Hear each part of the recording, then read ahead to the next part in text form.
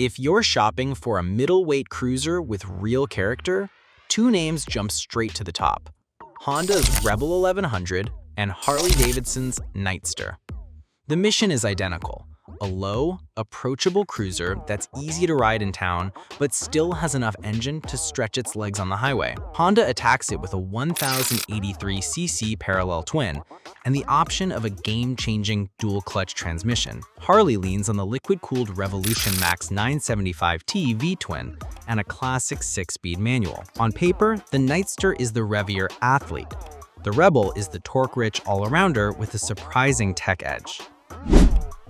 Let's start with the heartbeats. The Nightster's 975T V-twin is tuned for punchy mid-range and spins out 91 horsepower and 72 pound-feet of torque. That's a strong number set for this class, and it matches the way the bike feels: eager, quick to spin, and happiest when you ride it a gear lower than you think.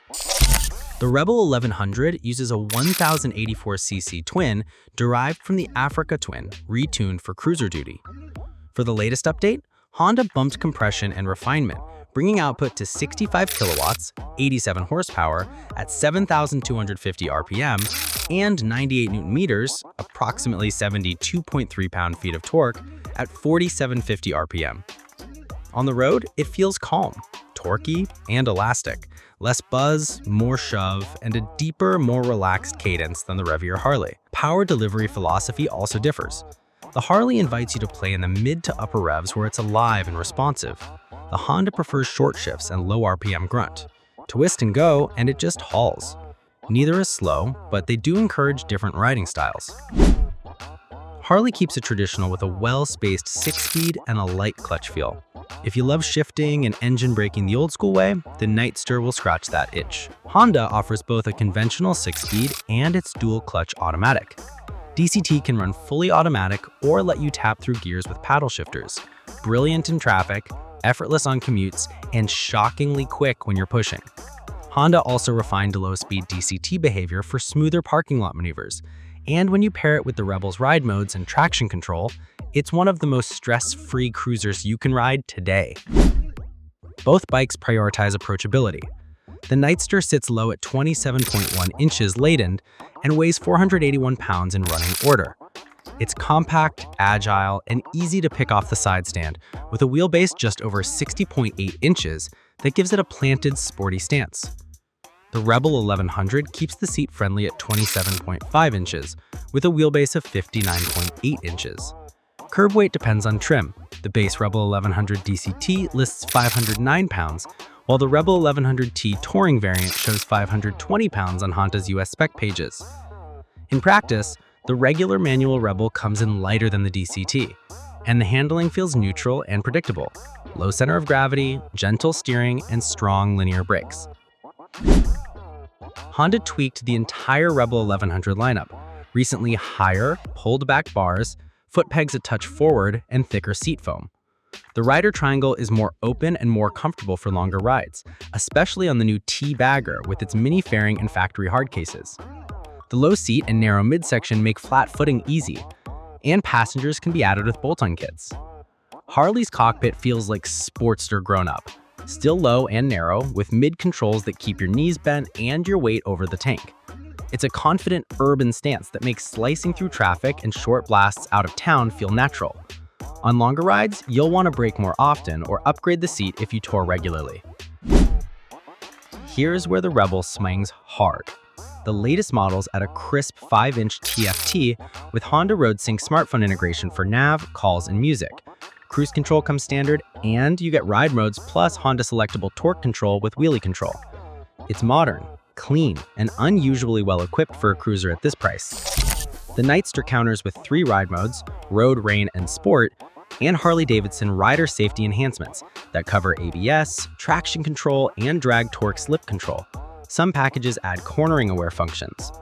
The display is a classic analog speedometer with an LCD panel underneath. It's more minimal than the Honda, but the electronics in the background are competent and reassuring in sketchy conditions. Both bikes use quality components up front with a single 320 to 330mm class disc and a 4-piston caliper, and a 256mm class rear disc. On the street, The Nightster feels a touch lighter on its feet and more eager to tip in, great for darting around city corners or carving a quick back road. The Rebel feels calmer and more planted, with better straight line stability and a slightly cushier initial ride. The T version's little fairing also takes the edge off wind at highway speeds. Neither is a corner carver in the sport bike sense, but both reward smooth inputs. If you're newer to riding or downsizing to something more manageable, the Rebel's stability inspires confidence. If you want a livelier front end and a more sporty cruiser sensation, the Nightster's geometry and lower mass deliver that. Fuel range? The Rebel carries 3.6 gallons, the Nightster 3.1. So the Rebel will generally make fewer fuel stops if you ride them both similarly. Service intervals and costs depend on your dealer and location, but Honda's chain drive is simple to maintain at home. Harley's belt drive is low maintenance between services. If you log a lot of highway miles, factory cruise on the Rebel is a gift. You'll miss it on the Nightster unless you add aftermarket solutions. Luggage and weather protection? Honda sells the Rebel 1100T trim with locking hard bags and a neat cowl from the factory. Harley keeps the Nightster clean and classic. Great canvas for customization, but you'll be adding your own bags and wind protection if touring's on the menu. US pricing, as listed for the current model year, puts the Rebel 1100 at a lower base MSRP than the Nightster, and even the DCT trim stays competitive once you factor in what that transmission adds to your daily ride. The Nightster starts at $9,999 and often appears with seasonal promotions, while the Rebel 1100 lists from $9,599 manual and $10,299 DCT. Final out the door will depend on freight, fees, and dealer add-ons. But on paper, the Honda usually delivers more tech per dollar. This is the part spec sheets can't capture.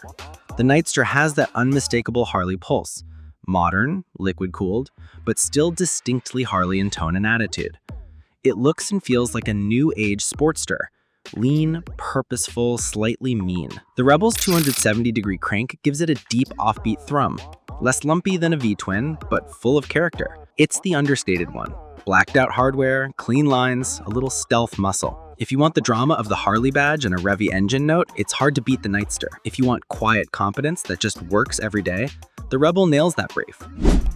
Both bikes are winners, but they scratch different itches. The Nightster is your pick if you crave a classic look with a feisty, modern engine and the most playful chassis feel in this matchup. It's the cruiser that wants to be hustled, light on its feet, big on personality, and backed by Harley's deep customization culture. The Rebel 1100 is the thinking rider's everyday muscle cruiser, calm, torquey, tech-forward, and flexible. The DCT alone can be a decision maker if you commute in traffic or just want to focus on the ride. Add the T-Trim's bags and mini fairing, and you've got an effortless weekender without touching the accessories catalog. If you're still torn, ask yourself one simple question. Do you want your cruiser to feel sporty and spirited every time you twist the throttle, or smooth and stress-free every time you pull away? Nightster for the former, Rebel 1100 for the latter. Either way, you're getting a modern, approachable cruiser that looks right, rides right, and won't wear you out. Exactly what a 2026 middleweight should be.